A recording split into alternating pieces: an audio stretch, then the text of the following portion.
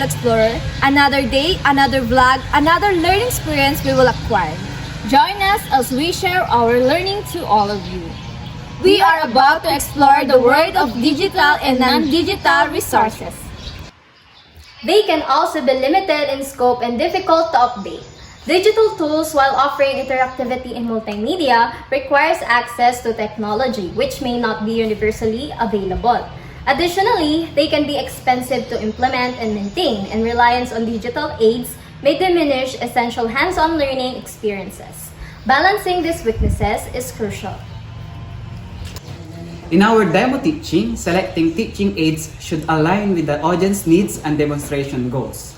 Non-digital aids like physical props can offer tangible understanding, particularly in hands-on scenarios. However, digital aids provide dynamic visuals and interactive elements, enhancing engagement and comprehension, especially for tech-savvy audiences. Balancing both ensures inclusivity and effectiveness, catering to diverse learning preferences and optimizing the demonstration's impact.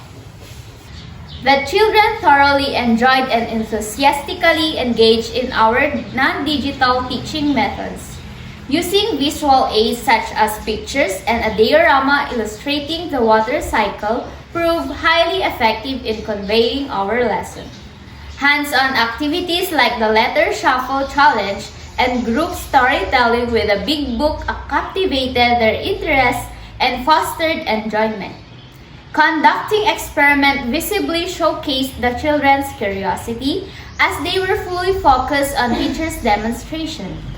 Lastly, our digital teaching approach utilized a PowerPoint presentation, providing a structured overview of activities that facilitated a deeper understanding of the subject matter for the children. So far in our non-digital approach, we didn't encounter many difficulties as we were able to utilize everything and deliver it well to the pupils. However, we faced challenges when using digital teaching aids, particularly during the initial phase. We encountered a technical error where our first device wasn't compatible with the television. To address this, we quickly switched to a backup device generously provided by someone, which greatly helped us effectively utilize our digital teaching aids for the children. Overall, both digital and non-digital resources we utilized were effective.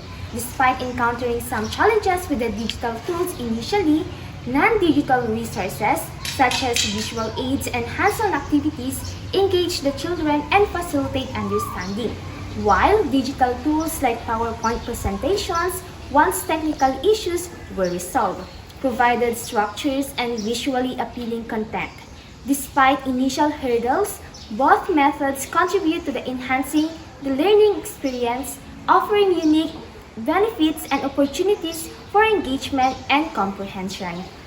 If we were given the opportunity to redesign teaching aids, we will focus on increasing interactive and engagement. For non-digital aids, we might continue hands-on experiments and demonstration models for science topics. Continuing hands-on experiments and demonstration models for science topics like the water cycle or different types of soil involves creating interactive experiences where students actively engage with the subject matter. For non-digital aids, incorporating more visual like posters, charts, and diagrams can help reinforce learning. For example, a poster illustrating the water cycle with explanations and diagrams can make it easier for students to understand. To similarly, a chart showing different soil types with descriptions and images helps students compare and learn about them effectively. Visual aids like this are essential for enhancing comprehension and retention. In my teaching approach, I would depend on presentation software like Google Slides or Microsoft PowerPoint to craft visually compelling slides enriched with multimedia elements. These tools allow for the creation of dynamic presentations that incorporate images, videos, animations, and interactive features, enhancing the overall learning experience for students. By utilizing such software, I can effectively communicate complex ideas, capture students' attention, and reinforce key concepts through engaging visual aids. These tools offer feedback mechanisms for effective assessment, allowing teachers to provide personalized guidance and track students' progress seamlessly throughout the learning process. Together, they create an integrated and interactive virtual learning environment conducive to effective teaching and learning. Galing.